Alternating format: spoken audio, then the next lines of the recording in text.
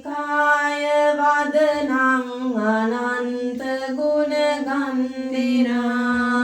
සුගන්ධිනං ගන්ධේන පූජයාමි තථාගතං වන්න ගන්ධ ගුණෝපේතං ඒතං කුසුම සන්තතින් පූජයාමි මුනින්දස්ස සිරිපාද සරෝරුයේ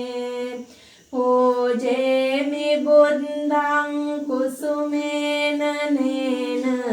පුඤ්ඤේන මේතේන ලබාමි මොක්ඛං උප්පම්මිලායාති